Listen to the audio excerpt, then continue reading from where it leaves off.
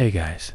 Tonight we're sneaking through the crimson corridors of the Forbidden City, where the sandals make no sound, the walls whisper secrets, and the most powerful men in the Empire have no heirs.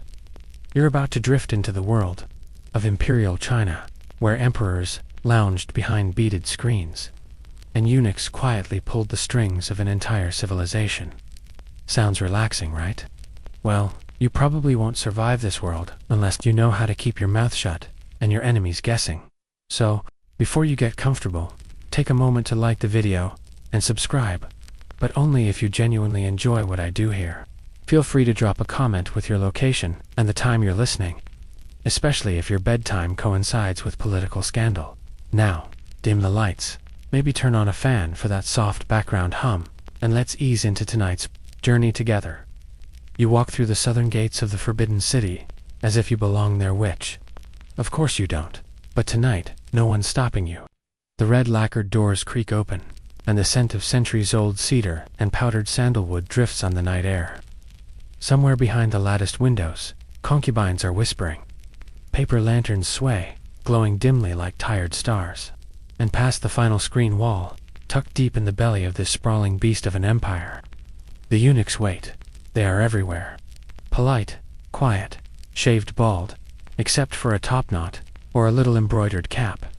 Some hold scrolls, others handle keys. All of them are watching. In theory, eunuchs were merely servants, castrated men allowed into the palace to attend the emperor, precisely because they posed no threat to the inner court. No children to inherit titles, no wives to advance, no real loyalties except to their master. But in practice, they ran the show at its height. The Forbidden City had thousands of eunuchs. Some estimates place the number above 70,000 during the Ming dynasty. That's not a typo. 70,000. They cleaned the floors, yes. They brought tea, sure. But they also managed the imperial treasury.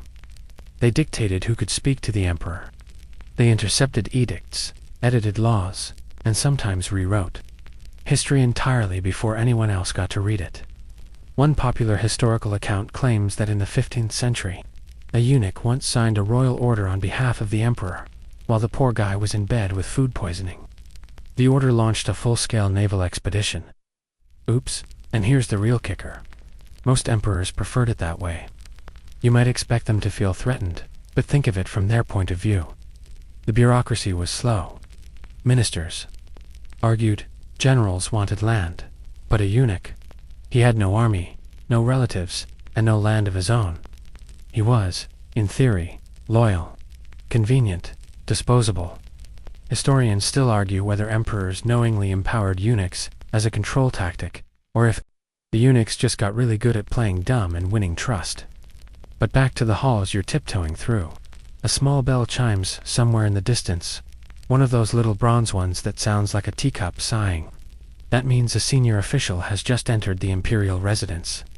You freeze, as if your feet have taken root in the polished stone. The footsteps grow louder, but they're soft, slippery, and when you turn your head, you realize it's not an official at all. It's a eunuch, gliding by in silk robes, eyes half-lidded like he's not even awake. He passes within inches of you. Doesn't even blink. That's when it hits you. These men know every corridor, every doorway, every breath. They carry the keys to the palace gates, the locks to the emperor's private garden, and the combinations to the treasury vault. They've memorized the rhythms of the court, down to which concubine prefers plum tea, and which minister has a nervous twitch. When lying, nothing escapes them. And their power wasn't just internal. Some eunuchs were sent abroad as envoys like the legendary Zhang He, the explorer who sailed massive treasure fleets across the Indian Ocean. Yes, that Zhang He. He was a eunuch, a literal seafaring diplomat with 7 epic voyages under his belt and 0 testicles. History's wild, but most stayed within the palace. That's where the real power lived.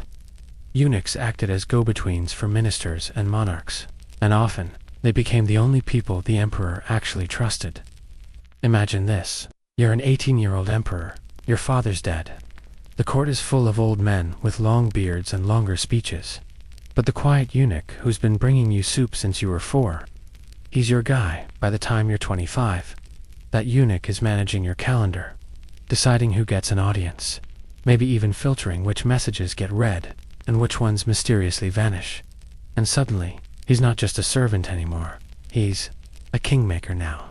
Don't let the silks and slippers fool you. Beneath all that polish, court life was brutal. Eunuchs formed cliques, spied on each other, and jockeyed for influence like high schoolers in a very, very fancy cage match.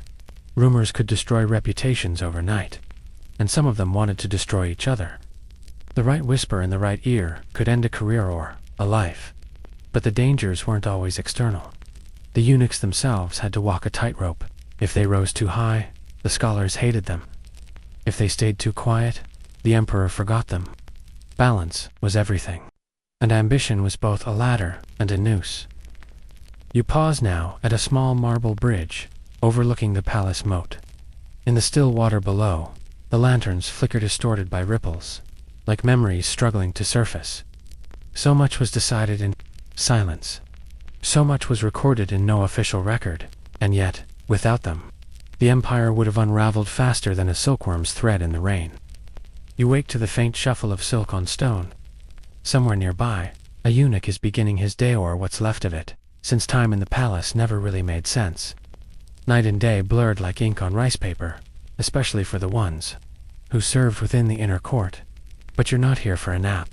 You're here to learn how they got here in the first place, how a boy became a eunuch in the first place. It started with a snip, literally becoming.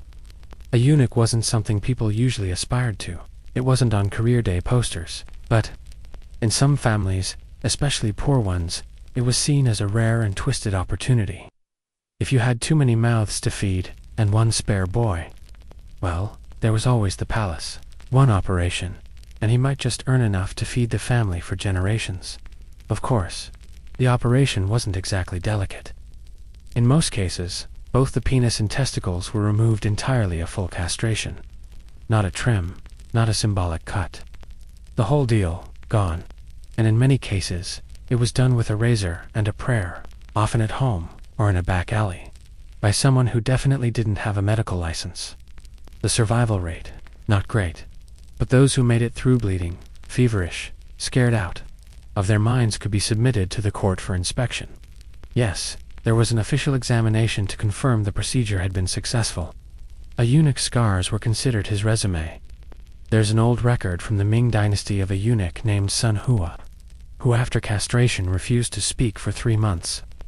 Not out of trauma, mind you, but as a tactic.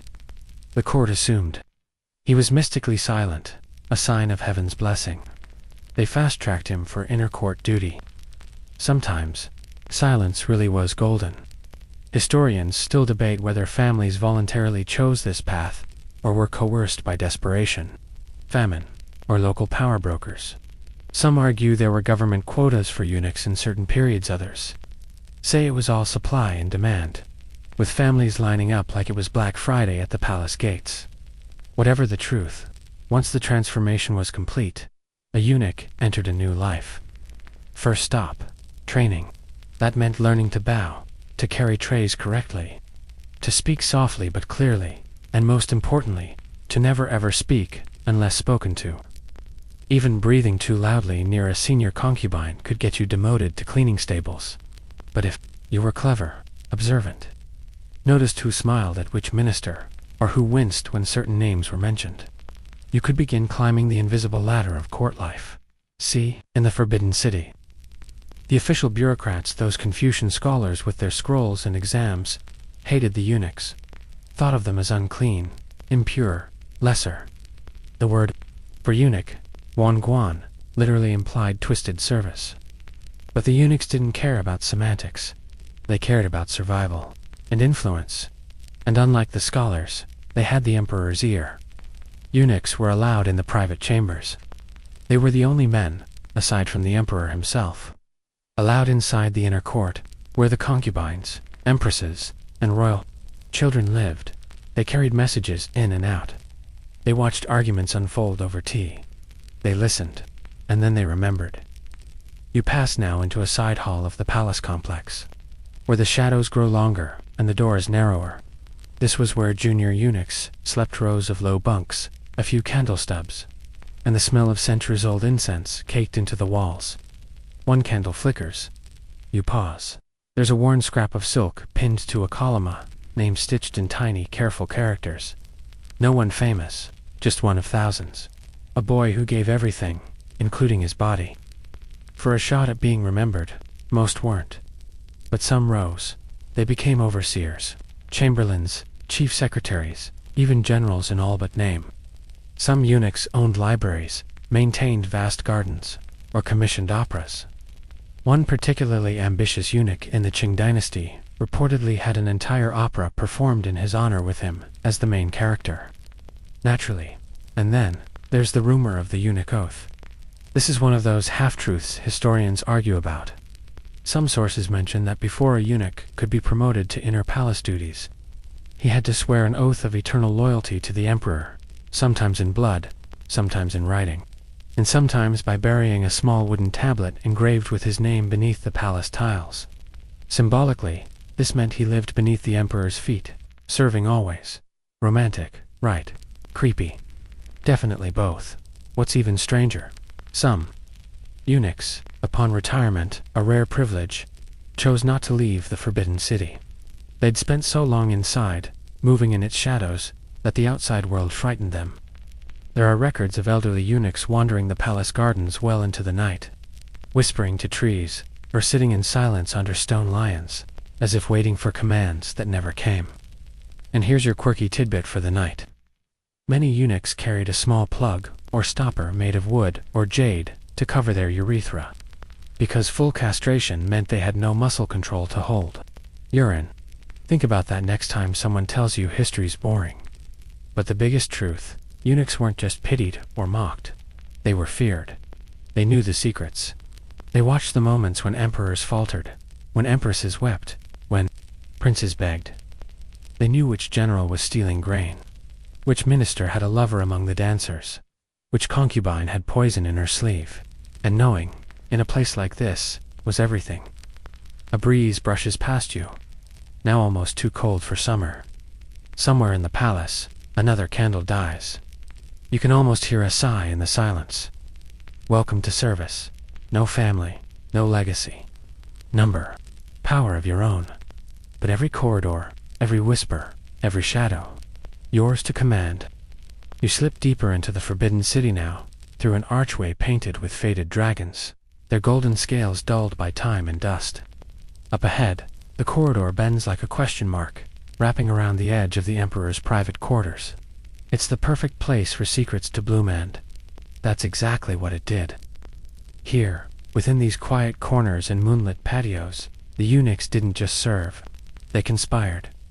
At first glance, you might think the emperor sat at the top of this strange little world. But in many cases, he was just the front man, the visible face of a machine quietly run by eunuchs. The bureaucrats called it the inner court conspiracy, but it wasn't a secret to anyone who mattered. It was just the way things worked. Because while emperors played chess with provinces sending armies to one region, building rice granaries in another, the eunuchs were playing chess with them. Every piece on the board was carefully arranged. Who got promoted, who fell from favor, which document made it to the emperor's eyes, and which just didn't. And the best part, the eunuchs did it all from behind the silk curtains, never needing to raise their voices. Let's talk about Emperor Yingzong, of the Ming dynasty, a real softshell, bless him.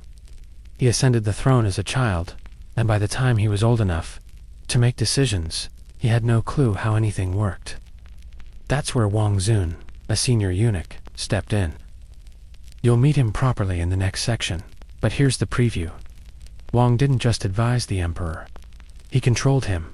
Wang Xun picked out his clothes, his meals, even his bedtime reading. Ministers couldn't speak to the emperor without Wang's approval. Letters screened, visitors vetted, and if you tried to go around him, you might find yourself mysteriously reassigned to a grain tax post on the edge of the desert. Historians still argue whether the eunuchs' rise was caused by weak emperors, or whether the emperors became weak because the eunuchs kept them insulated from the real world. Chicken, meat, egg. But it wasn't just individuals. Eunuchs formed entire factions. Groups of like-minded palace insiders who moved together like a school of well-dressed sharks. If one gained favor, the others rose too. If one was disgraced, the rest scattered like spilled pearls. You come now to a small courtyard or square, of stone tiles surrounded by low eaves and flowering trees. This is where some of the quieter meetings took place.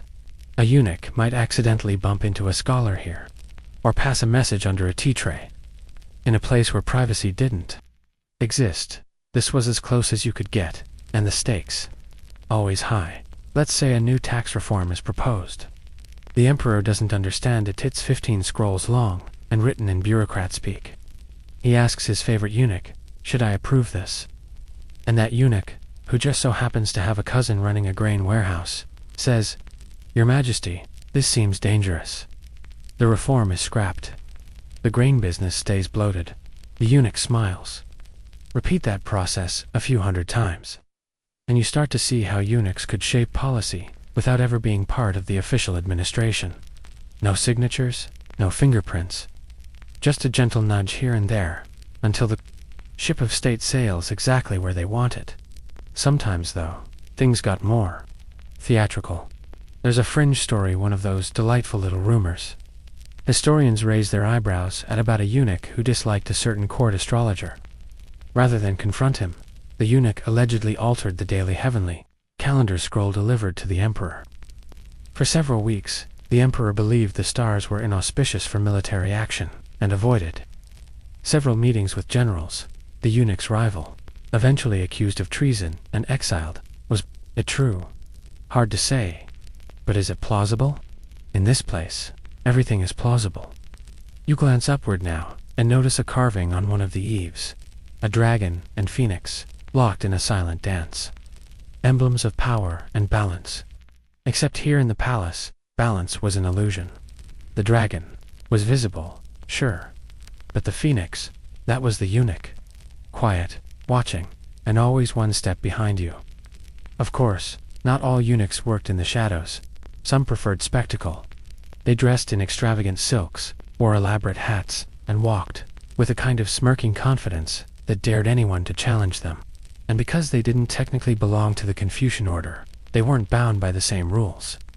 They could say outrageous things in court and brush it off as naive loyalty. Here's a quirky tidbit for you. There was once a eunuch who trained a talking parrot to mimic imperial commands. He used the bird to prank junior staff into bringing him pastries from the imperial kitchen. Harmless fun. Until one day, the parrot repeated something not so harmless in front of the emperor. The parrot disappeared. The eunuch mysteriously developed a limp that no doctor could explain. And yet, despite the risks, eunuchs endured. Not just endured-thrived. They created an entire informal power structure that paralleled the official court. They made alliances with generals, brokered bribes from merchants, and even hosted literary salons. In one famous case, a eunuch orchestrated the promotion of a regional governor because he enjoyed the man's poetry. That's how weirdly specific power could be. You stop at a doorway now, carved with delicate clouds and cranes. Just inside, a pair of embroidered slippers sit neatly on the threshold. Tiny, delicate, untouched by dust. Someone important used to live here. Maybe still does, in rumor or memory. And in your bones, you feel it again, that tangle of silk and ambition, of whispers and weight. The emperor might sit on the throne, but the eunuchs, they moved the throne, one nudge at a time. You find yourself now in one of the most peculiar rooms in the palace, not grand or gilded, but sparse and deadly quiet.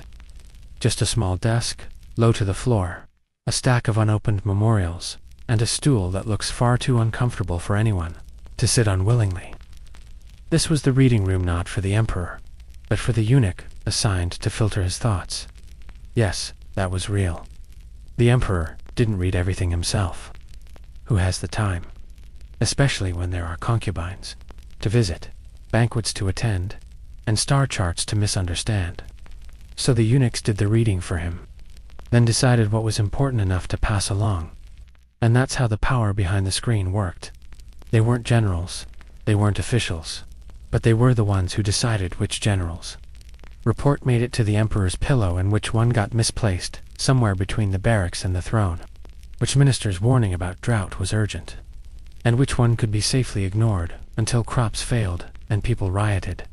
The emperor, for all his robes and rituals, sat behind a screen of ceremony, and the eunuchs controlled the curtains. Imagine this: an advisor pleads with the court to increase funding to repair a major dam. His request is well written, factual, and supported by years of data. But he made the fatal mistake of insulting a eunuch 2 months ago during a tea ceremony. So, that petition, it ends up at the bottom of the pile, or gets accidentally stained with lamp oil, or just disappears meanwhile. A recommendation to build a new opera house, written by the eunuch's second cousin, glides onto the emperor's breakfast tray, sandwiched between a calligraphy scroll and a pastry. This is how it worked: softly, steadily, out of sight. There's an old idiom that says, "The sharpest blade never shines." That was the eunuch's motto. Why yell when you can whisper? Why fight when you can filter? Historians still argue whether this system emerged out of necessity or manipulation. Some say the emperors wanted to be shielded from the noise of politics. Others argue the eunuchs slowly trained them into dependency, like spoon-feeding a tiger until it forgot how to hunt. The truth, probably both. You step closer to the desk now. The papers are blank, but you can almost feel the tension etched into the wood grain. These were the places where decisions were made, not with armies, but with ink and silence. One emperor, Shanzong, of the Ming dynasty, was so reliant on his eunuchs that he refused to meet with ministers for over a year.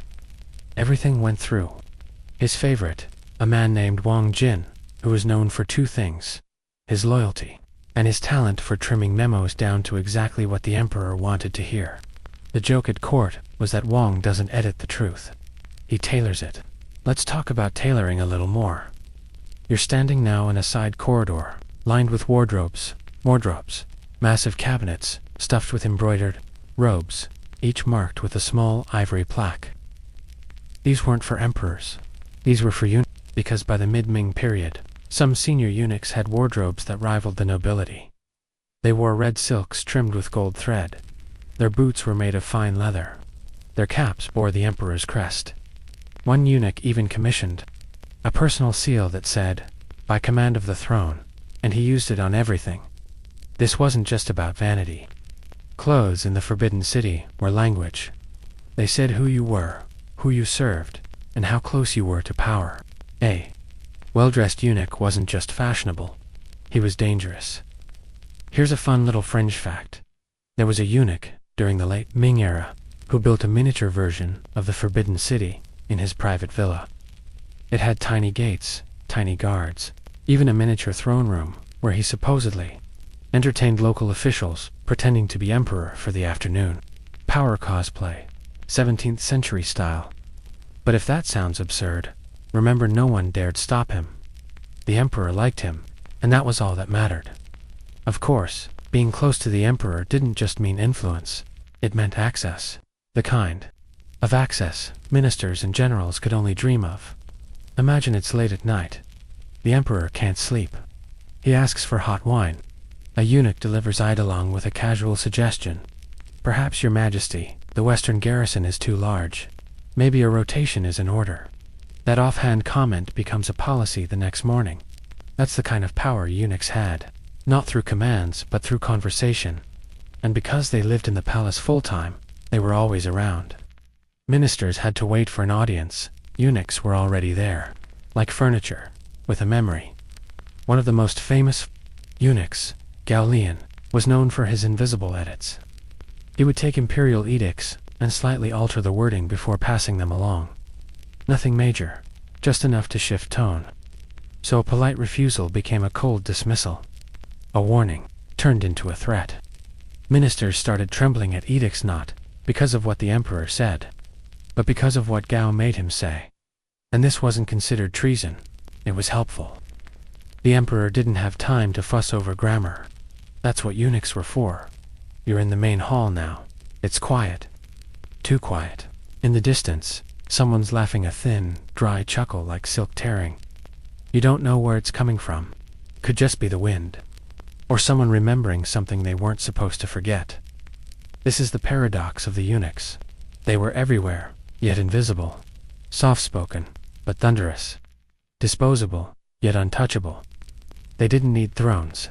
They had the screens, and behind those screens, they ruled. You emerge now into a chamber that doesn't feel like it belongs in a palace at all. There are no painted murals, no dragon carvings or embroidered curtains.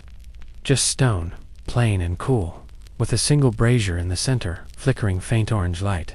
This is where the real plans were made, not the grand proclamations or ceremonial rituals, but the whispers that moved armies and shaped the fate of empires. And seated at the invisible head of this circle is the man who redefined what it meant to be a eunuch in Imperial China. Wang Xun. If you thought eunuchs were just discreet helpers in embroidered slippers, Wang Xun will throw that idea out a palace window. He began modestly, as most eunuchs did, carrying trays and folding robes, but somewhere along the way, he discovered the most important lesson in Forbidden City politics. Don't just serve the emperor, become the emperor's world. And that's exactly what he did. Emperor Yingzong, young and inexperienced, clung to Wang like a child clings to a shadow. He relied on him for advice, for comfort, for every decision large and small. And Wang Xun, he knew how to make himself indispensable. He took care of things. Quietly, efficiently, ruthlessly. Soon enough, Wang was more than a chamberlain. He was a strategist, a diplomat. The man who whispered into the emperor's ear before every audience and made sure everyone else in court had to go through him to get anything done. Historians still debate whether Wang was truly brilliant or simply manipulative. Was he guiding a naive emperor for the good of the realm or playing puppet master for his own ambitions? The answer might be yes to both. What's undeniable is the reach of his power. He began issuing commands in the emperor's name. He personally oversaw tax collection in multiple provinces. He even handpicked military officers for key posts, ensuring that the army answered more to him than to the Ministry of War. This is where things get spicy. One day, in what can only be described as a massive miscalculation, Wang Xun convinced Emperor Yingzong to personally lead a military campaign against the Mongols. Not order it, not oversee it, but ride out in armor and lead troops himself. And yes, Wang went with him. Picture that for a moment. A pampered emperor and a silk-robed eunuch, riding out to war like some kind of fantasy novel with terrible plot. Development. What could possibly go wrong? Everything. In 1449, the Battle of Tumu Fortress became a spectacular disaster. The emperor was captured. Thousands of soldiers were killed. The campaign collapsed so badly that it practically rewrote the definition of oops. In military history books, guess who got blamed? Not Wang Xun initially. Because, well, the emperor was also captured. But once the dust settled and a ransom was negotiated, there was a problem. Wang was dead. Not in battle, mind you. No, his own troops killed him during the retreat. Why? Because they were sick of him. Here's the quirky tidbit. According to some sources, Wang Xun was so universally loathed that when news of his death reached the capital, certain ministers actually ordered a celebratory tea ceremony in secret. It was the Ming dynasty's version of popping champagne.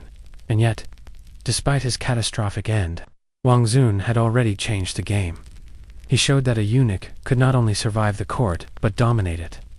That influence wasn't just about favorite, was about control. He didn't have a sword.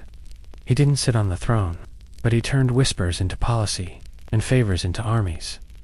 You pause now in the shadow of a tall stone stele, one of those carved monuments meant to last forever.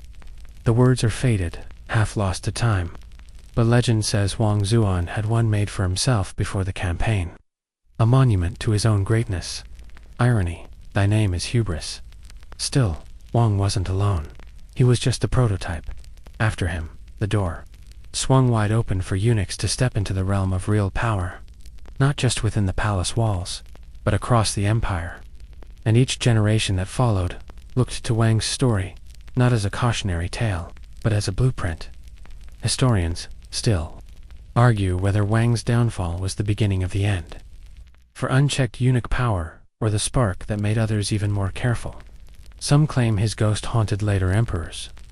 Others say his journals were quietly studied by ambitious eunuchs in the generations that followed, passed hand to hand like forbidden scrolls of influence.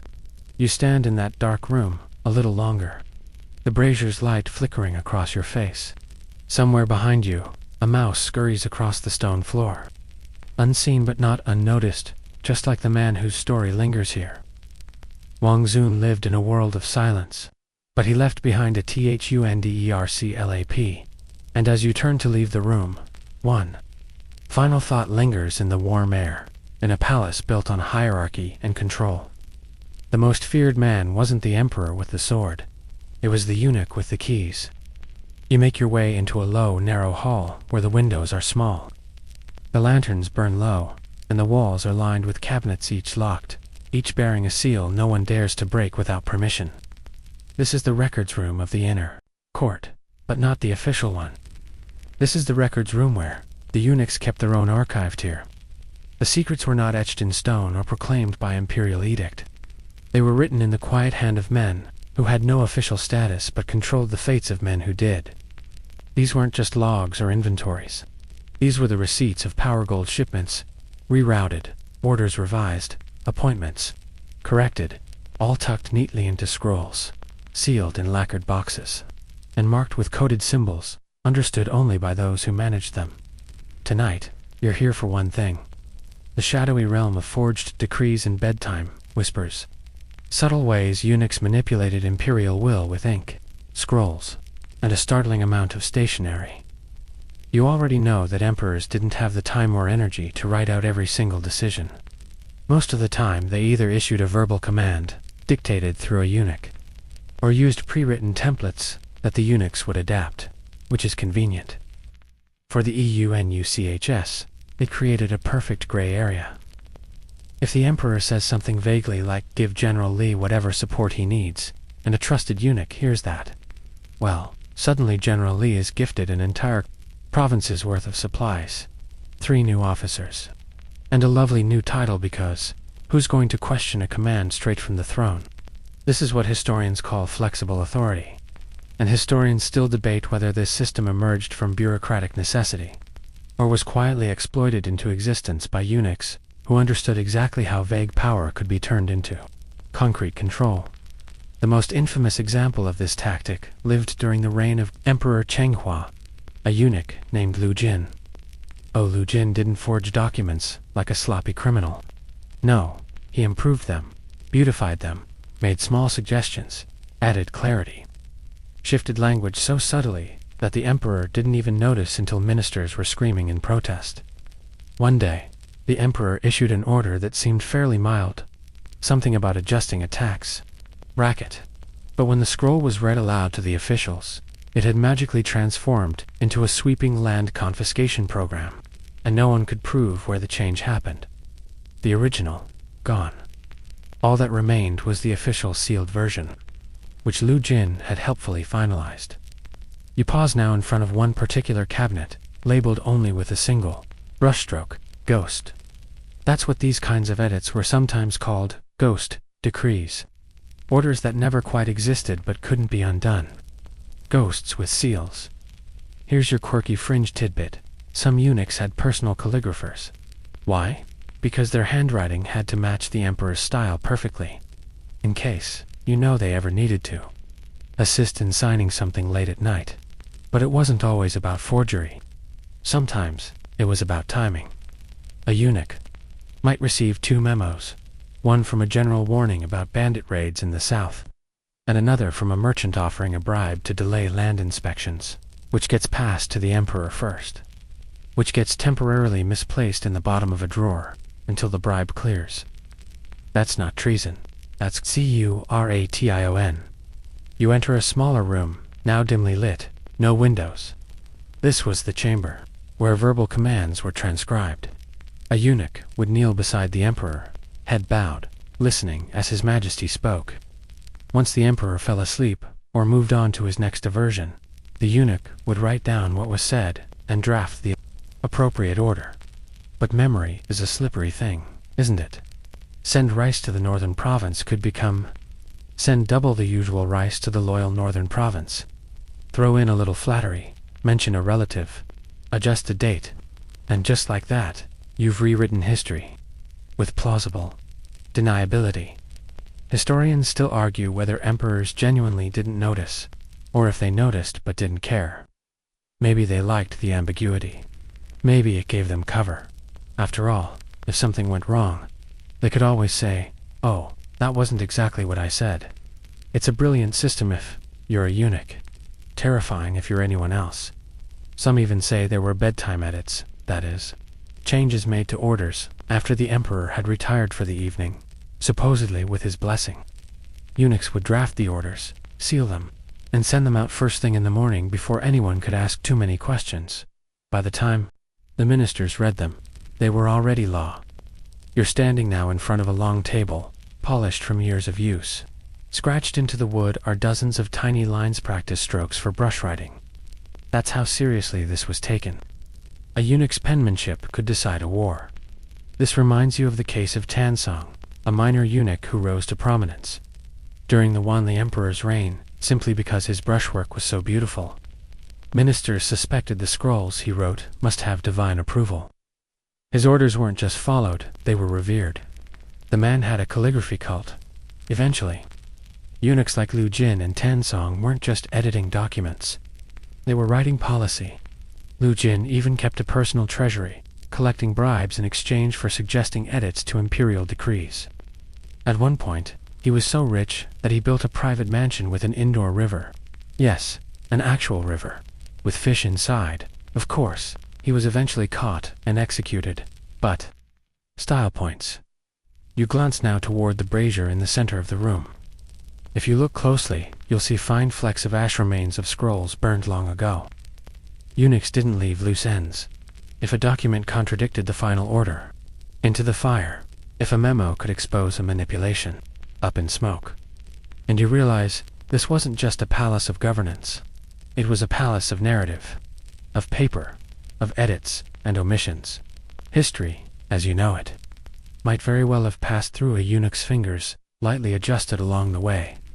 So you step back out into the corridor, past the cabinets and the secret inkpots, and you can't help but think, in a kingdom ruled by dragons and gods, the true power lay in the scroll, and the eunuchs. They held the brush. You exit the hush of the record rooms and step into the cool, tiled courtyard of a lesser-known palace wing. The air feels different, here charged, tense, humming with the kind of energy that makes your neck prickle. The lanterns are fewer, the shadows darker, and the walls are unnaturally clean. Welcome to the hidden nerve center of one of the most feared and quietest organizations in Chinese imperial history. The Eastern Depot. It sounds innocent enough, doesn't it?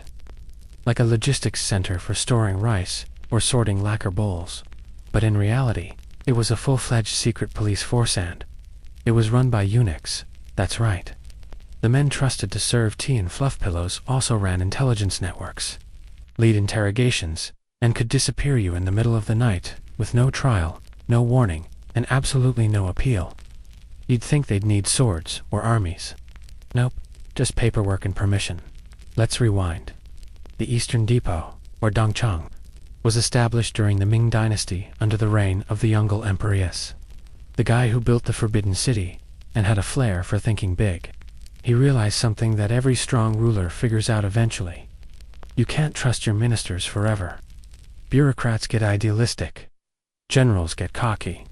And sometimes you just need a shadowy group of guys to handle the gray areas. So, he created the Eastern Depot, staffed it with eunuchs loyal only to him, and gave them one job: root out treason. And if treason didn't exist, well, they could invent it. At first, the Eastern Depot operated in secret. Agents moved through cities, in disguise. They took notes, whispered to local informants, and filed silent reports back to headquarters in the capital. But it didn't stay secret for long. Why? Because eunuchs love efficiency, and what's more efficient than fear? Soon, the depot had an official building in Beijing, with cells, with an interrogation chamber, with a staff of brutal interrogators, many eunuchs themselves who were experts at extracting confessions, especially the kind you didn't intend to give. The most infamous of these chambers, the tiger bench. Here's your quirky fringe tidbit of the night. The tiger bench wasn't a beast, or even tiger-shaped. It was just a wooden plank where the accused was strapped down, and their legs were bent backward with bricks stacked under their feet. It didn't roar, but it definitely howled. The Eastern Depot wasn't just about torture, though. They ran mail surveillance, intercepted communications, listened in on court meetings, even those behind closed doors. Eunuchs posed as palace attendants, scribes, or minor clerks, and picked up everything. Who said what? Who laughed too hard? Who didn't clap when they should have? And that wasn't paranoia. It was protocol. Historians still argue whether the Eastern Depot made the empire safer or more paranoid. Some say it helped the emperor root out real plots. Others insist it created an atmosphere so toxic that no one dared speak honestly. And the court crumbled from within. You stop beneath a carved lintel, now plain stone, but with grooves smoothed down from centuries of secret footsteps. This was the back entrance to the depot headquarters. Eunuchs would slip in through here in the early hours, cloaks drawn, reports hidden inside their sleeves. One man would later emerge to present the findings to the emperor, just one. And usually, his voice was shaking, but not from fear, from the weight of what he was about to deliver. Because the Eastern Depot wasn't just reactionary. They were proactive. Got a minister who's a little too ambitious. The depot would send a eunuch to dig up anything on him. Maybe he drank with the wrong merchant. Maybe his cousin said something rude about the emperor's last haircut. Suddenly, that minister would receive a summons and vanish. Sometimes, the accused came back weeks later. Sometimes, they didn't come back at all. Their names would simply vanish from the roster of court officials, like ink soaked into wet paper. It was bureaucracy as assassination. You peer through a half-open screen door now, and see the remains of a small desk. Nothing more than splinters now. But this was once where low-level depot scribes wrote up their daily summaries. Minister Liu frowned during audience. General Feng's letter arrived 2 days late. Tiny details. But stack enough of them together, and you have a dossier thick enough to justify ruin. Even more chilling, the depot didn't work alone. They cooperated with the Jinhue, the Imperial bodyguards who were also secret police, and sometimes the Eastern Depot would report on them. There was no loyalty, no honor among spies, just overlapping webs of suspicion.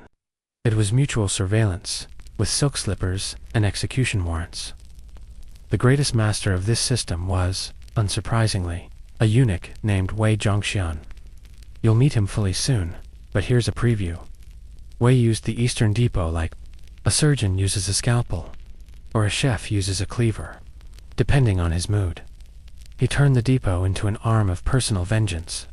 If you spoke against him in court, within days you might find your household servants arrested, your books seized, your family name stricken from the records. That's not poetic exaggeration. It's a documented pattern. And yet, people still dared to challenge the eunuchs. Some called for reforms. Others tried to shut the depot down. Guess what happened to them? Exactly. One famous scholar once said, "I would rather face 10 Mongol armies than one eunuch with a pen." Sounds dramatic, but if you lived in the Ming court, you'd probably agree. You step now into a final chamber, small and windowless, where the walls still bear scorch marks. Rumor says this was where incriminating reports were burned once the accused was erasing any link between the depot and the downfall. Total erasure. As if the target never existed at all. And maybe that's the most terrifying part. The Eastern Depot didn't just imprison or execute people. It erased legacies. You could be a poet, a war hero, a minister, with a dozen memorials to your name. But if the eunuchs decided you were a threat, they didn't need to kill you. They could simply remove your scrolls from the archive. No scrolls, no history, no memory, no you. So you step out of the depot's shadow, feeling the chill cling to your sleeves. The palace is still quiet. The lanterns still flicker. But now you know how deep the silence goes. It's not just about absence, it's about control. You move into a long gallery now cool, still, and lined with pale silk curtains that sway gently with the slightest draft. These are not the grand halls of ceremony. This is a quiet corridor known as the Whispering Gallery, and it's here that the most delicate balancing act of eunuch life took place. Navigating the imperial harem. You're thinking eunuchs and the harem. Weren't they banned from romantic entanglements by biology? Yes, but that was exactly why they were trusted here. They were seen as safe, as neutral, as incapable of disrupting the fragile order among the emperor's wives, consorts, and hundreds of concubines. What the imperial court failed to predict was that emotional power tension, gossip, alliance could be far more potent than any weapon, and the eunuchs, oh, they mastered it. Welcome to the real soap opera of the Forbidden City. The harem was not a single chamber, but a network of luxurious rooms, gardens and courtyards, tucked into the deepest recesses of the inner court. It was home to hundreds of women needs ranked, dressed, and treated according to a strict pecking order based on imperial favor. Empress at the top, lowly concubines at the bottom, and plenty of room in between for ambition, jealousy, and sabotage. Now imagine this. You're a young concubine, new to the palace. You don't know the unspoken rules yet. The empress hasn't looked at you, and the emperor hasn't even remembered your name. The only person who'll talk to you, the eunuch who brings your tea and arranges your daily schedule. That eunuch, he might be your only lifeline, or your biggest threat. Because here's the truth. Eunuchs were the unofficial gatekeepers of the emperor's affection. They decided which gifts were delivered, which messages made it through, which makeup tray ended up looking just a little bit less polished.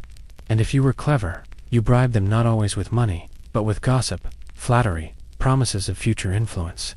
The emperor might have had hundreds of concubines, but the eunuchs were the ones who made sure he saw exactly the right one at exactly the right time.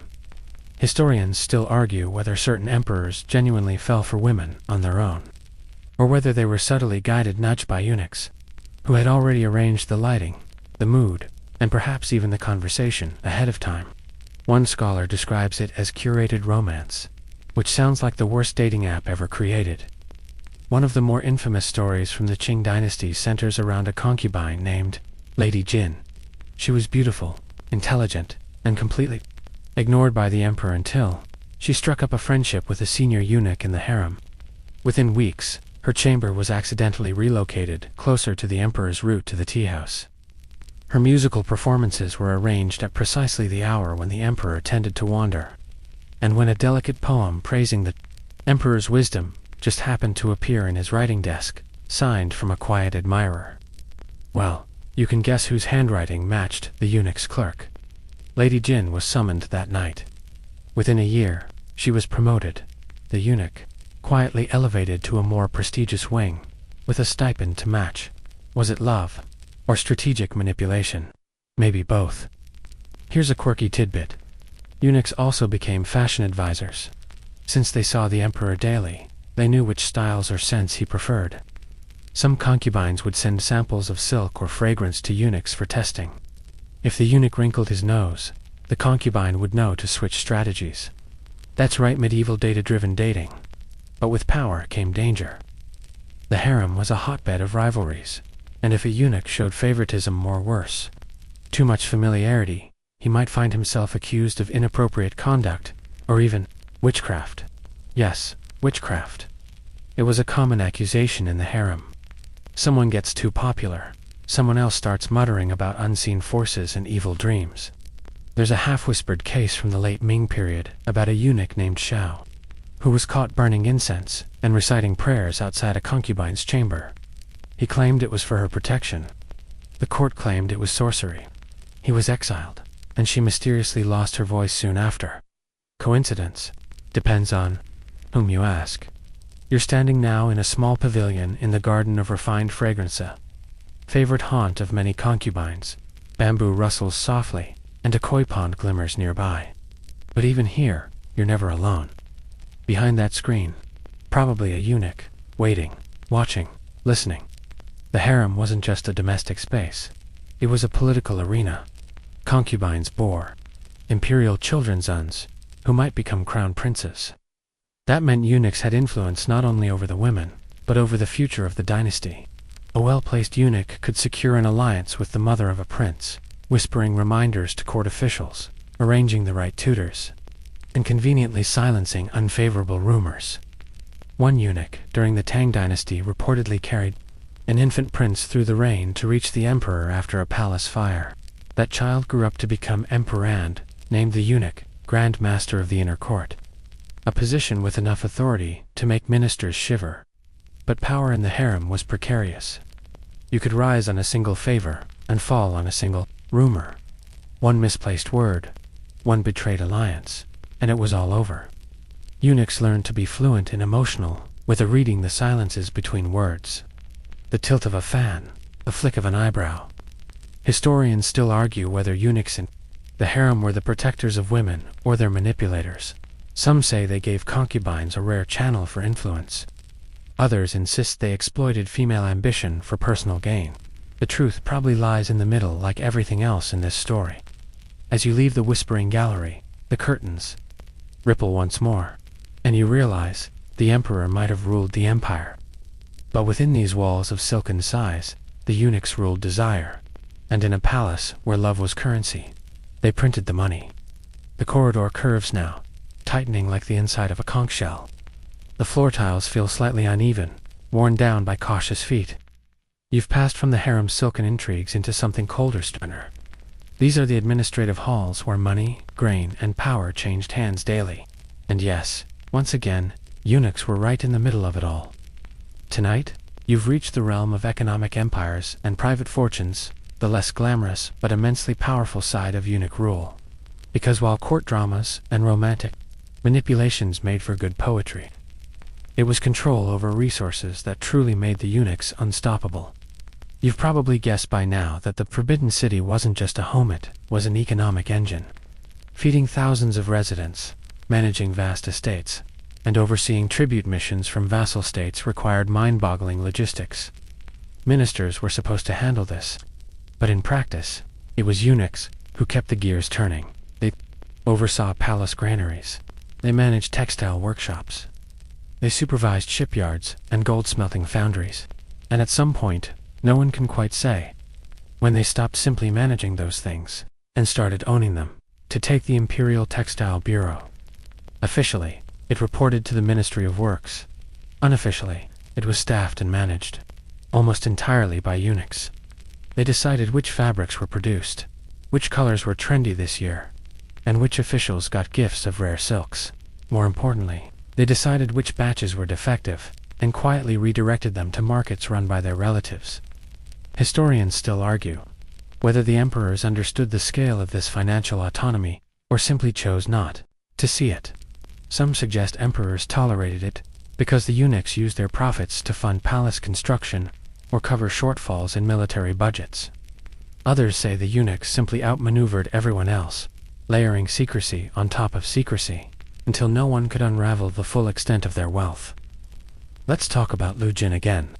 Remember him, the calligraphy-loving eunuch, with a fondness for decrees and decorative architecture. He wasn't just a policy manipulator. He was a financial typhoon, at the height of his power. Lu Jin controlled over 24 departments within the imperial court, that included not only the central treasury, but also the departments for salt, tea, and construction. He was so rich that he allegedly had 600 personal servants and stored his silver in underground vaults, lined with cedar to ward off dampness. When he was finally arrested, after years of abuse and increasingly erratic behavior, it took a full month to inventory his personal belongings. According to records, he had over 250,000 taels of silver, 5,000 bolts of silk, hundreds of jade items, and one solid gold pagoda, just for decoration. Here's your quirky tidbit.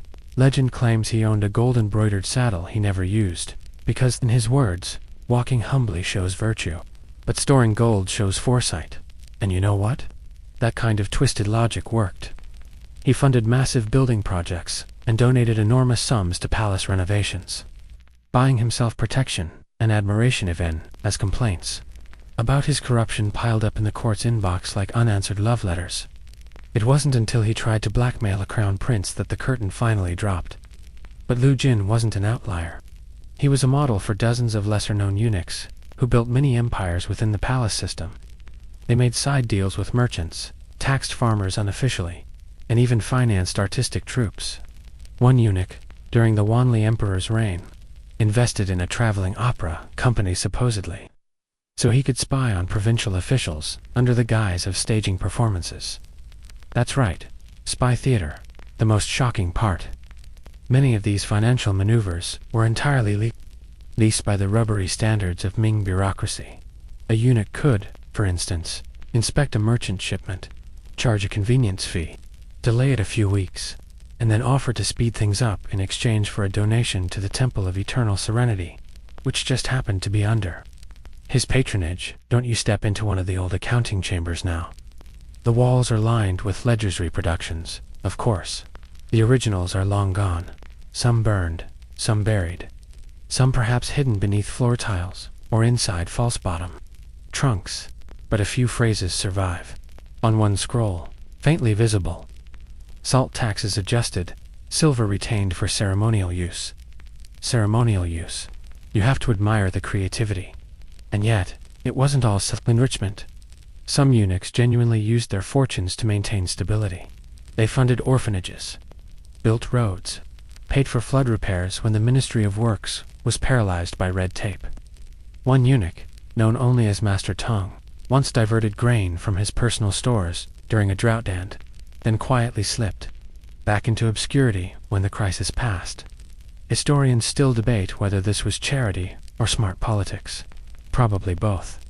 A well-fed public was less likely to riot, and a eunuch who appeared benevolent was far less likely to end up beheaded in a square. You pass now into the Hall of Tribute, where exotic gifts once arrived from far-off lands: jade from Burma, horses from Tibet, even ostrich feathers from the Middle East. Guess who catalogued and managed these? Eunuchs. They decided which gifts reached the emperor and which were unfit for presentation. Guess what happened to those? Let's just say more than one high-ranking eunuch had a closet full of unfit jade. By the Qing dynasty, the system was so entrenched that some eunuchs handed down informal business networks to their protégés. Like family dynasties without the family, they developed hand signals, symbols, and coded nicknames to track silver flows and market routes. A eunuch could walk into a tavern in Guangzhou, give the right nod, and be offered a share in the salt trade by breakfast. But nothing lasts forever.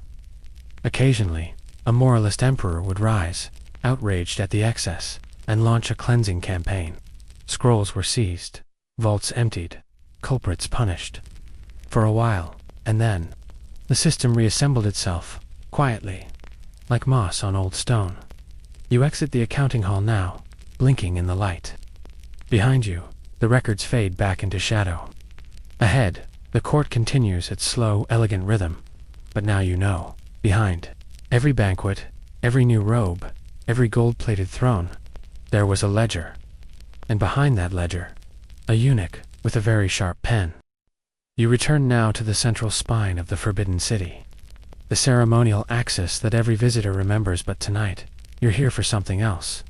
Not the grandeur, not the pageantry, but the people moving just out of frame.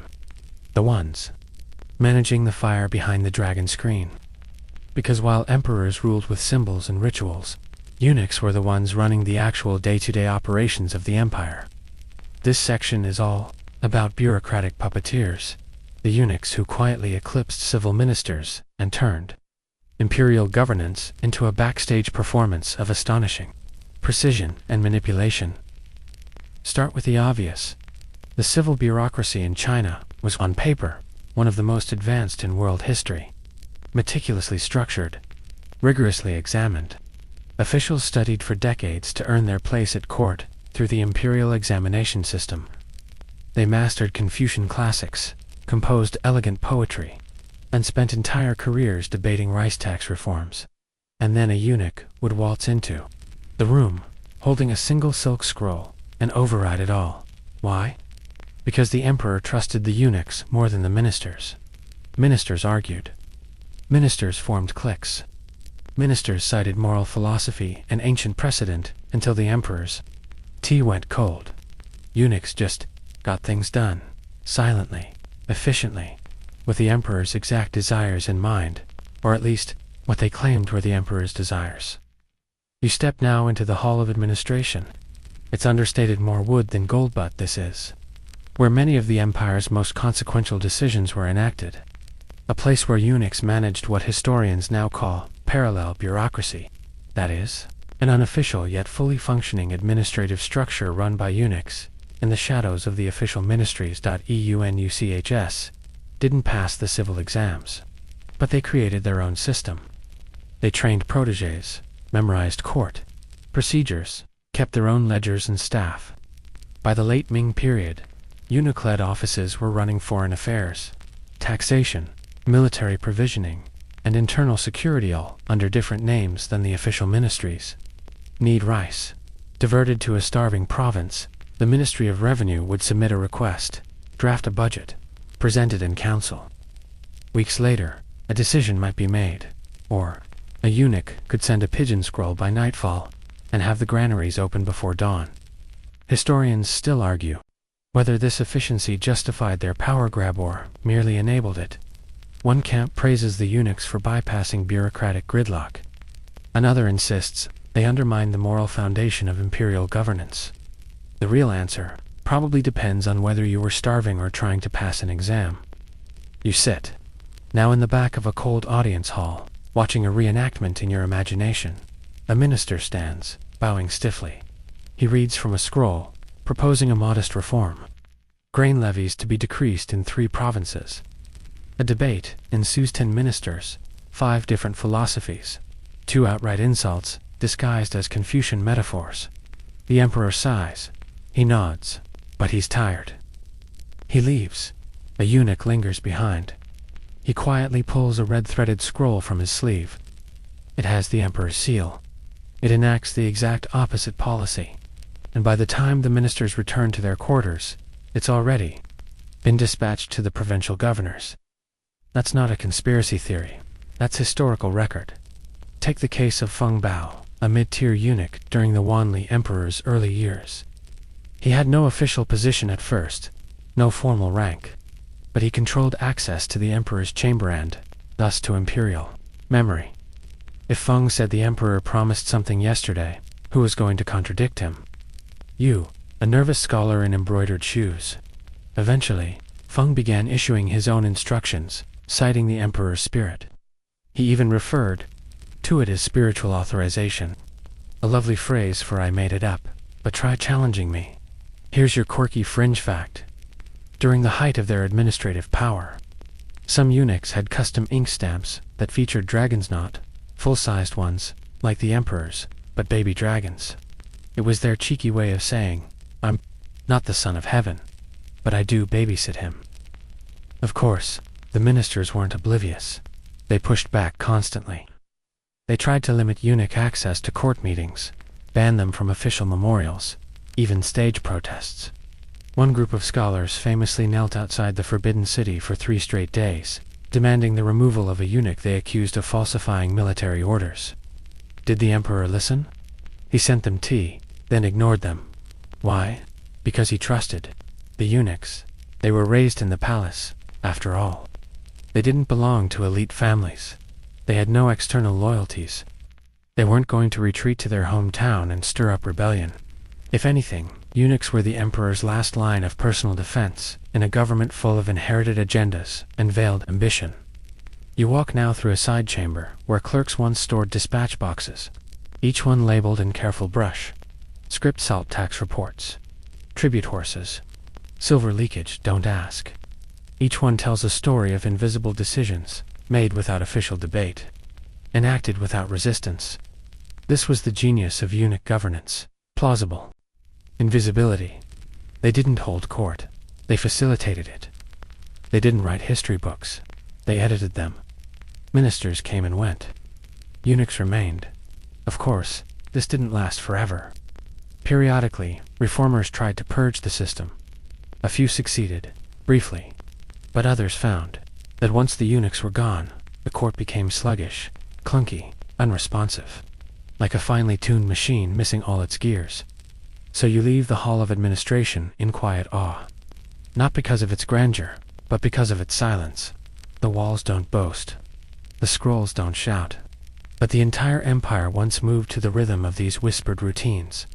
In a system where decisions needed to be swift, where appearances mattered more than truths, and where access trumped ideology, eunuchs didn't just bend the rules.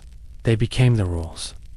You drift now toward a part of the palace that feels oddly theatrical, not in a garish opera house sense, but in the carefully arranged elegance of a stage set before a silent performance. Pillars carved like coiled dragons, silk banners catching the breeze, and marble floors polished to the point of reflection. This is where appearances mattered more than anything. This is where eunuchs crafted illusion into influence and where none played the part more skillfully than Wei Zhongxun. Even his name sounds like something out of a political thriller. Wei Zhongxun, servant, puppet master, tyrant, ghost. He's the man who, for many, represents the absolute pinnacle and danger of eunuch power in Imperial China. And tonight, you get to walk in his shadow. Wei didn't start high. He began, as most did, a low-ranking eunuch performing domestic duties, watching and listening while others schemed around him. But what he had, what most lacked, was uncanny instinct. He knew when to flatter, when to retreat, and most importantly, when to bet everything on a single rising star. That star, a young prince who would become the Tianqi Emperor. Now, the Tianqi Emperor was not exactly, let's say, statesman material. He liked carpentry more than diplomacy, didn't enjoy meetings, rarely read policy papers. There's even a half-joking, scholarly note that his most consistent edict was to be left alone with his woodworking tools. Perfect, because that meant someone else could step in and handle the actual ruling. And Wei Zhongshan was more than happy to oblige. Historians still debate whether Wei was genuinely loyal or simply opportunistic. Did he serve because he believed the emperor needed him? Or because he saw the chance to become emperor in everything but name? By the second year of Tianqi's reign, Wei Zhongxian controlled appointments, taxes, foreign relations, and military campaigns. His network extended across every branch of government. Ministers who opposed him were dismissed or worse. Some were tortured. Some were found mysteriously dead in their sleep, with no wounds but plenty of political bruises. You pause now at the entrance to the Hall of Celestial Radiance. Wei once had this entire space redecorated not for the emperor, but for himself. Marble lions were installed. A throne-like chair appeared. Visitors knelt when entering, not out of law, but out of sheer, bone-deep fear. Here's your quirky tidbit. Wei Zhongxian had temples built in his honor while he was still alive. One in his home village had a shrine that called him most loyal and divine assistant to the Son of Heaven. That's like building a fan club for yourself. With imperial funding, of course, the scholars were horrified. They wrote open letters denouncing him. They wept at court. One famously sliced his own arm to write a protest in blood. Wei's response? He had them exiled, or executed, or forced into retirement with an aggressive note that simply said, "Study the classics in silence." One of the most chilling examples of his control was the secret surveillance network he expanded throughout the empire. Regional officials were expected to send devotion reports praising Wei's virtue, much like they once praised the emperor. Failure to submit a flattering report could result in investigation or disappearance. This wasn't just government. It was cult of personality, with matching curtains. And yet here's the twist, he was also weirdly efficient. During Wei's dominance, grain supplies were relatively stable. Roads were maintained. Piracy was reduced. Even palace servants were reportedly more punctual. It's one of the strangest contradictions in Chinese history. A tyrant, who also got things done. Historians still argue whether his control kept the empire from collapsing or accelerated its decay beneath a polished surface. Was he holding everything together with duct tape and ambition, or was he the termites in the beam? You duck into a side corridor now, narrow and windowless. This is the route Wei allegedly used to move through the palace unseen, avoiding confrontations with ministers. He preferred to act through memos and proxies. He left no fingerprints, only results. But as with all power structures built on fear and flattery, cracks formed. When the Tianqi Emperor died unexpectedly in 1627, everything changed overnight.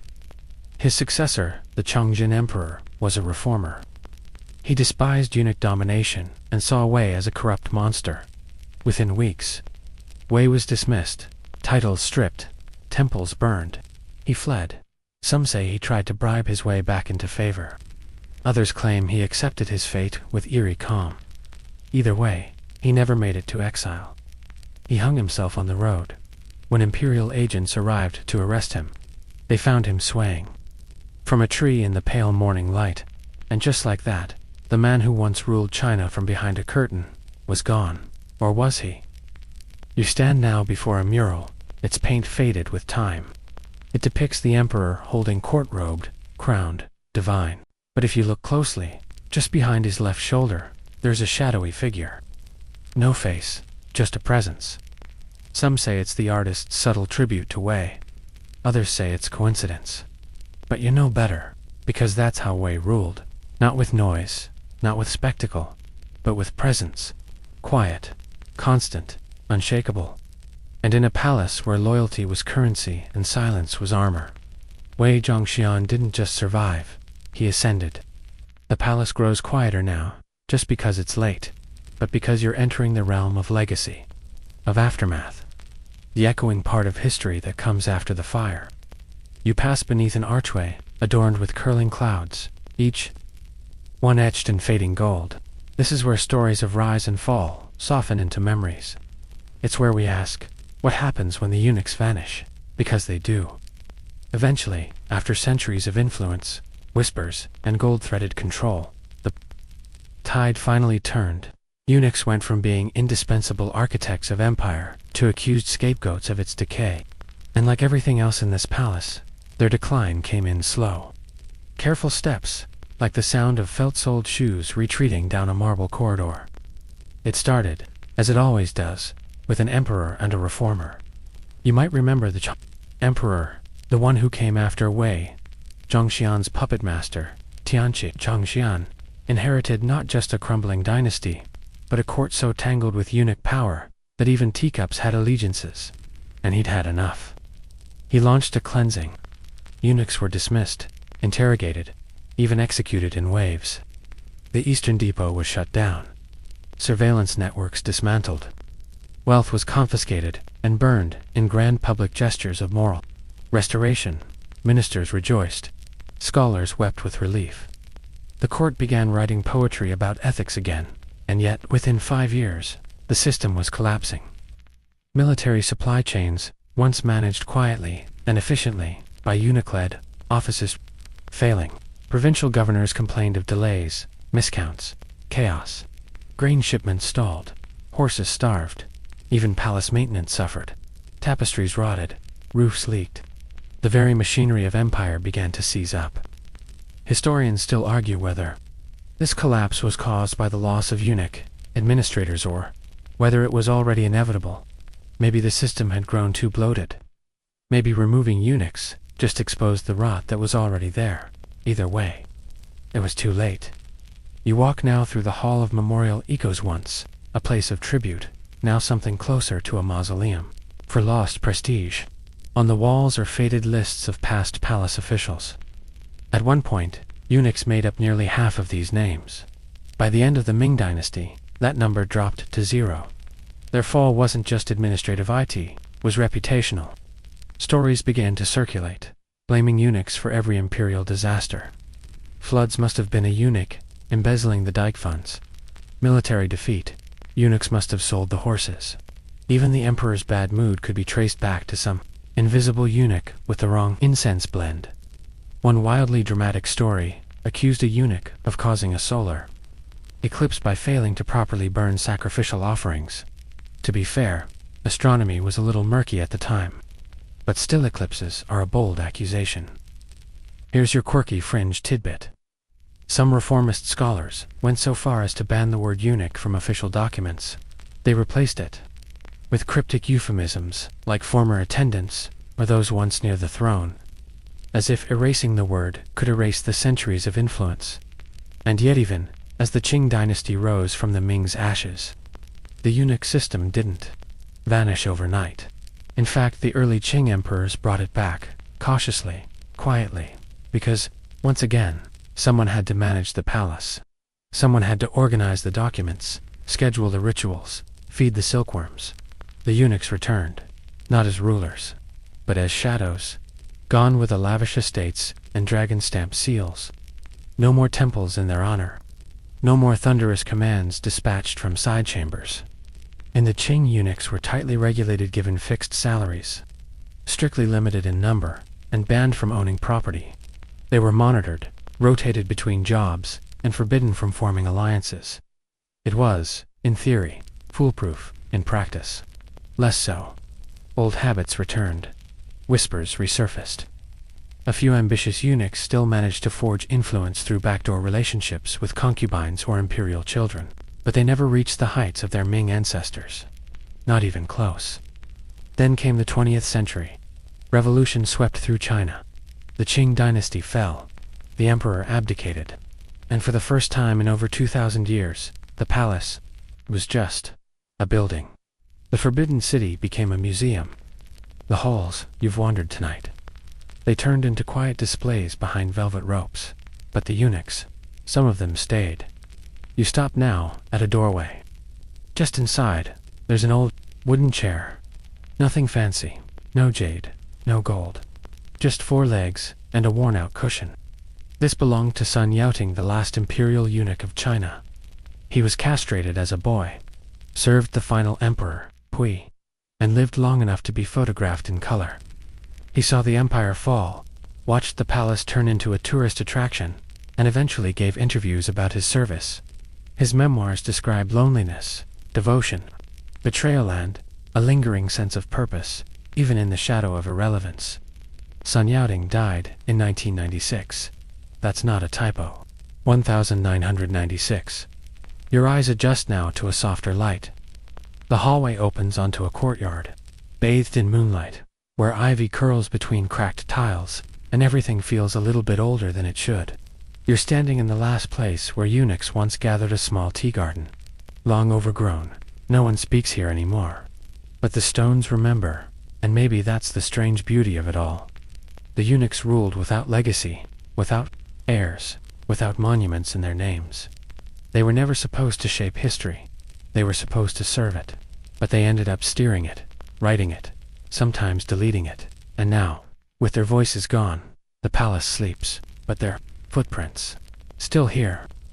You turn now down a winding path along the northern edge of the palace complex, where red walls stand taller and closer together. The sky above narrows, and your footsteps echo faintly, like you're being followed, but only by time. Here, in this quiet stretch of the Forbidden City, lies the final, often overlooked layer of the eunuch's world. Their private lives, not their political maneuvers or institutional power, but their humanity. Their friendships, rivalries, routines. The quiet, interior lives they lived beyond the thrones and scrolls. Because for all the wealth and influence, eunuchs lived inside a paradox. They were both everywhere and nowhere. They served the most powerful people in the empire, that had no lineage, no family name, no place in the Confucian vision of the perfect household. So tonight, you step through a small side gate into the eunuch residence compound. It's not on many maps. Tourists rarely stop here. But this is where hundreds of eunuchs lived, year after year. Long after the ceremonies ended, you can still feel the rhythm of their lives here. Morning bells at sunrise. Simple porridge eaten in rows. A shared towel passed between 3 roommates. Walls just thin enough to overhear someone's dreams, muttered in their sleep. Imagine growing up here, entering at 10 years old, knowing you would never leave. Not really. The dormitories were clean, but spare. Wooden beds with straw-filled pillows. Shared wash basins. A few personal boxes locked with string and tiny bone keys. The luckiest eunuchs had small oil paintings or poems pinned to their walls. Most just had silence. That silence carried weight, because, unlike ministers or generals, eunuchs had no ancestral halls. No graves visited by weeping descendants. When they died, their names might be entered into a palace register, then forgotten. Some were buried in unmarked graves outside the city. Others, especially the wealthier ones, built modest tombs, but these too were often vandalized after their fall from favor. Historians still argue, whether eunuchs found meaning in their careers, or if they were simply trapped in service. Some point to their elaborate rituals of loyalty, kneeling for hours, self-flagellation, weeping during imperial funerals as signs of devotion. Others see it as desperation, a longing to matter in a system that never truly accepted them. And here comes your quirky tidbit. Despite their celibacy, some eunuchs formed emotional partnerships, deep lifelong friendships with other eunuchs, or palace staff. These relationships were sometimes romantic, sometimes fraternal, always layered with mutual dependence. Some even took on family roles, calling each other older brother or uncle. A few adopted children, informally, raising servant boys and passing down knowledge like a whisper from one generation to the next. One eunuch, Song Lian, kept a diary in which he wrote, "He is not my blood, but he knows my story." That line stayed hidden in a drawer for over 300 years, but someone preserved it.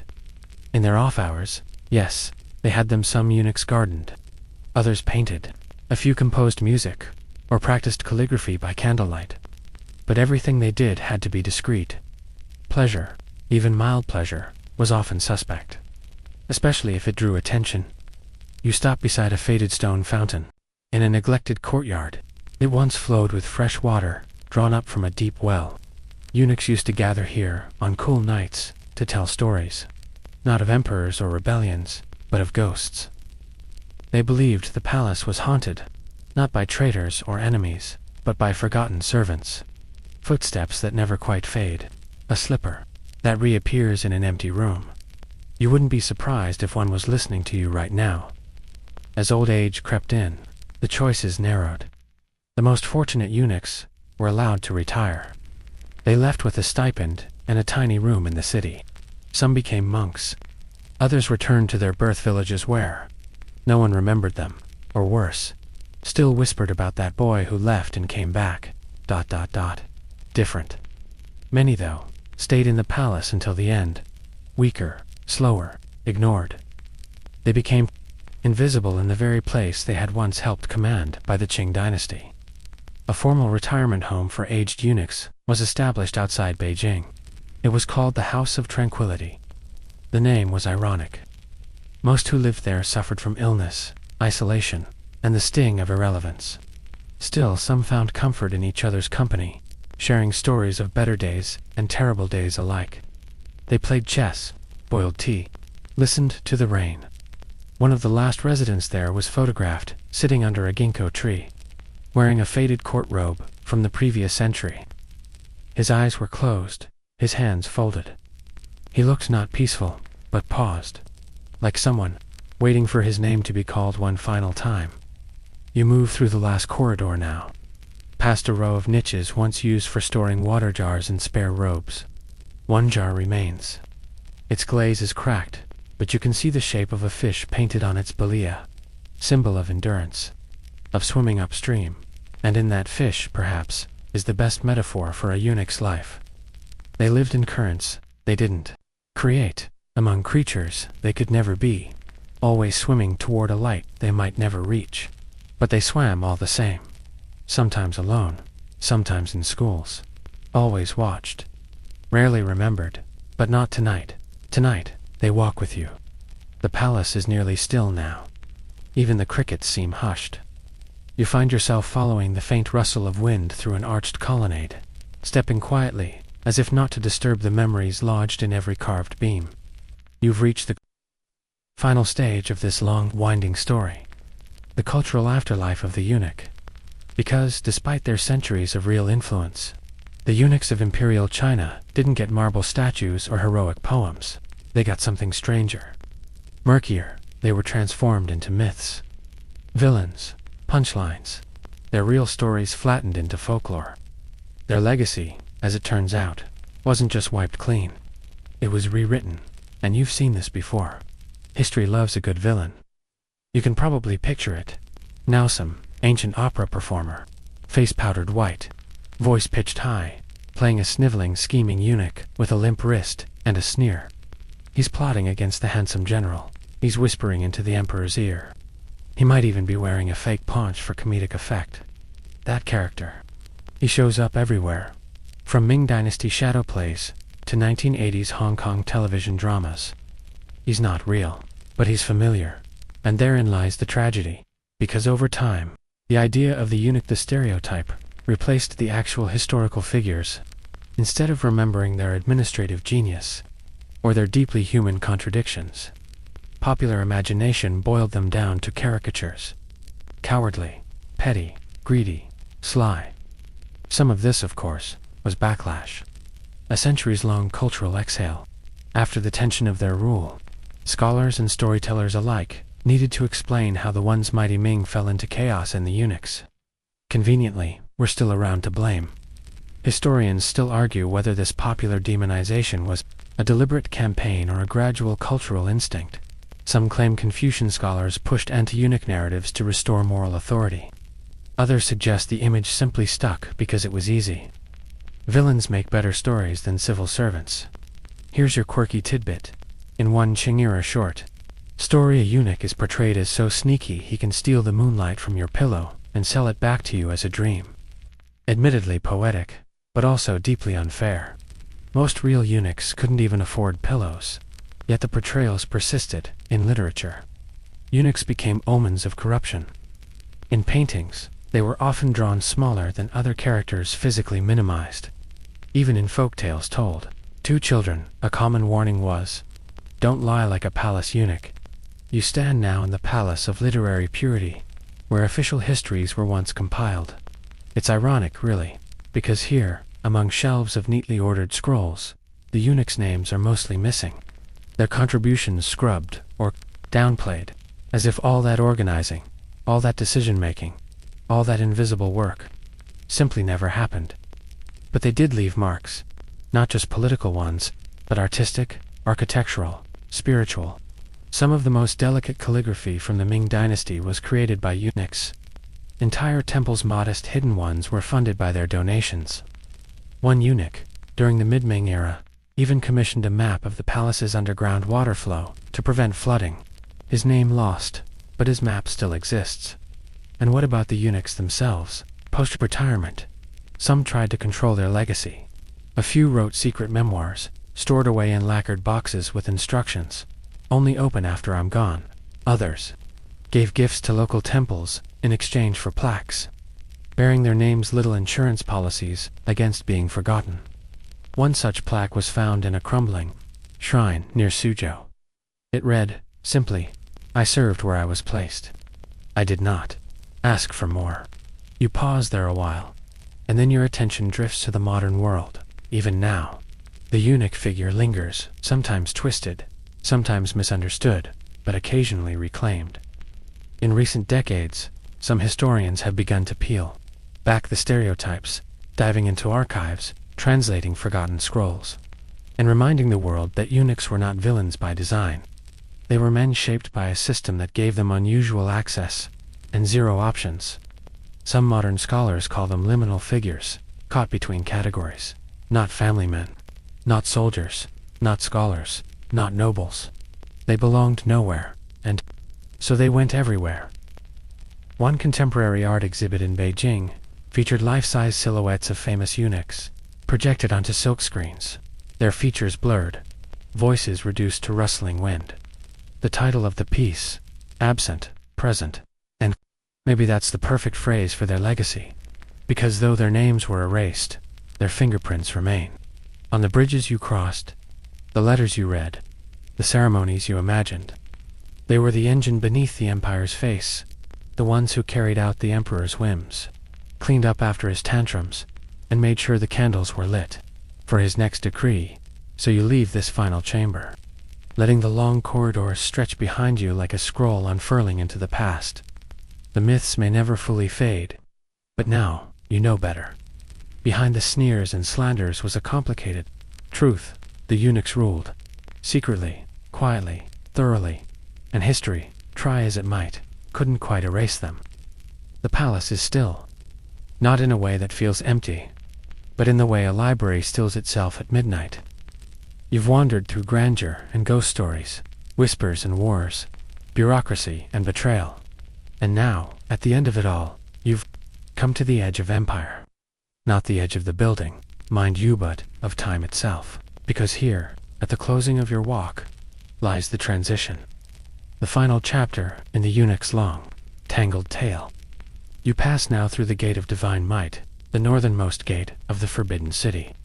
It was once used for emergencies and special processions. But tonight, it opens just for you. On the other side, not another courtyard, but something stranger, something called modernity. The 20th century crashed through. China like a cannonball through parchment. Empires collapsed. Warlords rose and fell. Foreign powers carved their zones.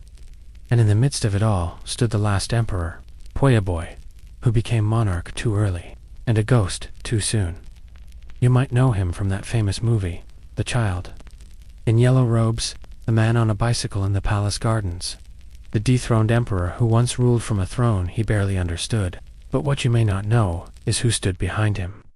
Holding the teacup, smoothing the robe, fixing the collar before every photograph.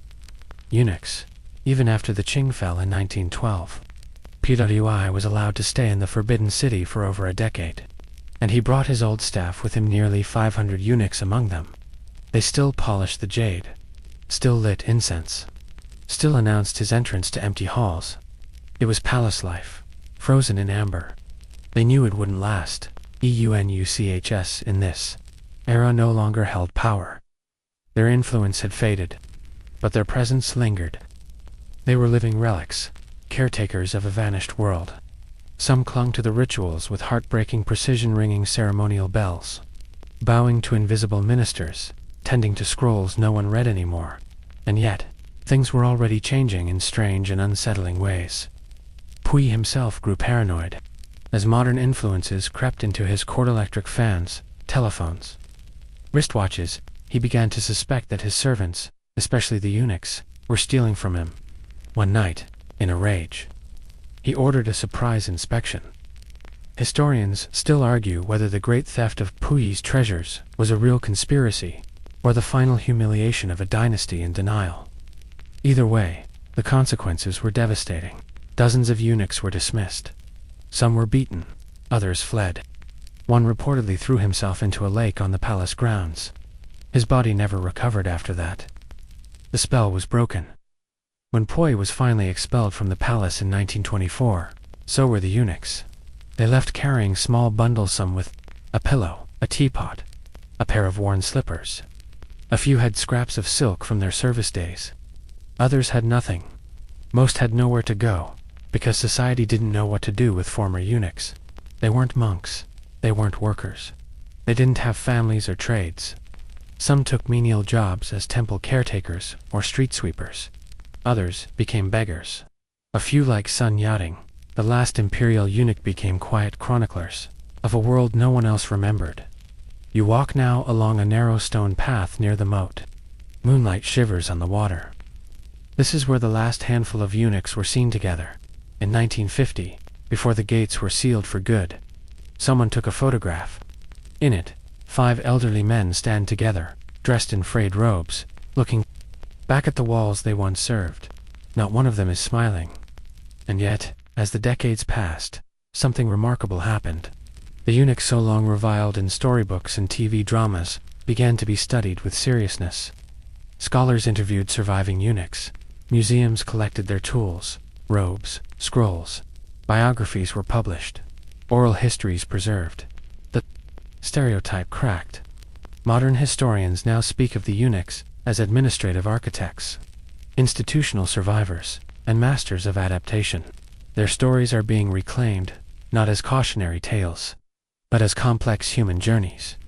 And here's your quirky final tidbit. In 1992, a small opera was written and performed in Beijing called The Last Servant. It was based on Sun Yating's life. In the final scene, the main character stands alone in an empty palace chamber, lighting a stick of incense and whispering, "I still remember the footsteps, even if no one else does." You pause now in the center of the bridge leading out of the northern gate. Behind you, the glowing spires of the Forbidden City. Ahead, a quieter world, modern, uncertain. But before you go, look down, right there. In the middle of the bridge, stone barely visible, is a worn indentation. They say it came from the footsteps of palace eunuchs, who crossed this bridge for centuries, back and forth, morning and night, duty and dismissal. And now, you walk a Tuso now. With the palace behind you and the night curling and soft around your shoulders, you breathe a little slower, a little deeper. The stories of secret power and silent service have folded themselves into the quiet of the stars. Because even though the eunuchs are gone, their footsteps silenced, their scrolls packed away in archival boxers, their legacy drifts in the air, faint as incense smoke. Every wall they passed still stands. Every whisper they heard still hums beneath the floorboards. And now, those stories are yours too. You've followed them through marble corridors and silk-curtained halls. You've seen the thrones, the torture, the ledger books, and the lullabies. You've met the puppeteers behind the dragon screen, men who ruled without heirs, who shaped empires without names on the temple walls. And now, it's time to let them rest. Let the palace dim behind your eyes. Let its stone fade into softness. Let the gold paint melt into a whisper of candlelight behind your eyelids. Because tonight, you don't need to hold the history anymore. It's already woven into your dreaming. So nestle deeper into your blanket. Let the cool breeze kiss your skin. Let your thoughts drift like lanterns on a dark river. You've walked with ghosts and lived to tell the tale. And now, it's time to sleep.